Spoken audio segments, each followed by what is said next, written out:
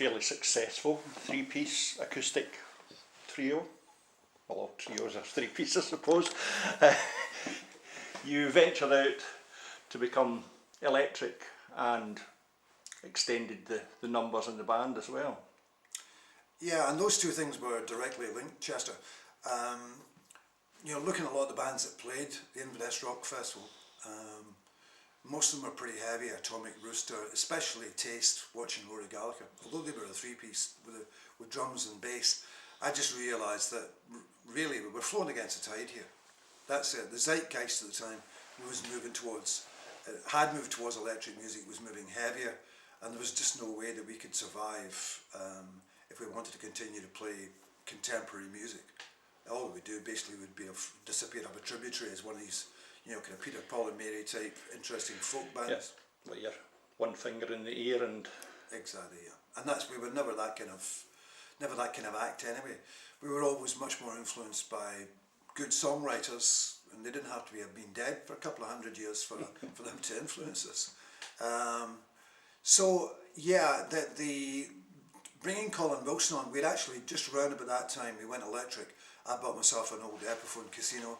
John bought himself a lovely 12-string Rickenbacker, and Colin Wilson joined us, and he bought an Epiphone Rivoli.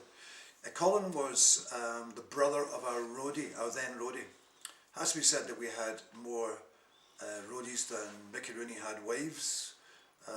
They changed at an alarming rate, and for most of them it was a bit of a hobby. But after it became, you know, when it was becoming serious, we needed someone to be there all the time. Someone we could rely on. And Charlie was good for a while. So Colin was his younger brother. Colin played banjo, he played guitar, he was an accomplished guitarist.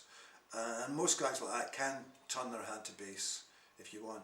So he joined us as a bass player, and of course we started to get heavier, which meant that a lot of the kind of gigs which we relied on, because since, you know, 67, 68, basically, we'd been making a living as professional musicians. We lived off the money which we earned at gigs. Yeah.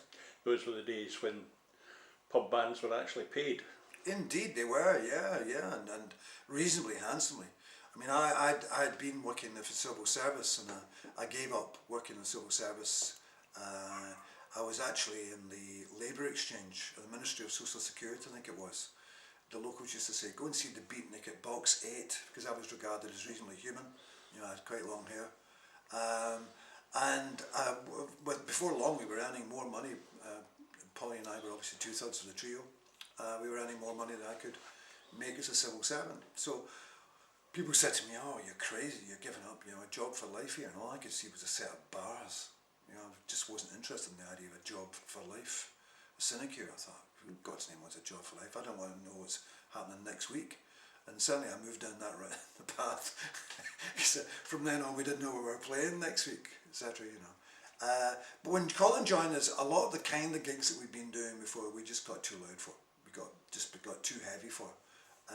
And so it was an artistic decision.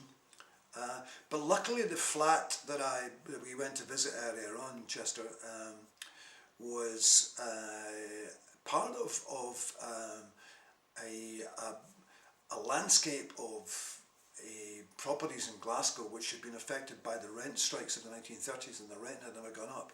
And when we were living there in the late 60s, early 70s, our rent was £20 a quarter. That's £20 every 3 months. That's £6 a month if you want to work that one out.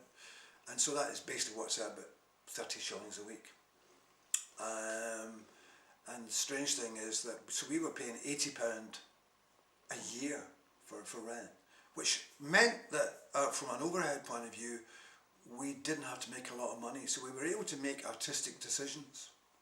And by moving into the kind of the heavier camp, although we weren't earning as much money, we were obviously much happier doing it, because by that time, going out by rote and, you know, doing the usual kind of folky or folk rocky thing was really played out.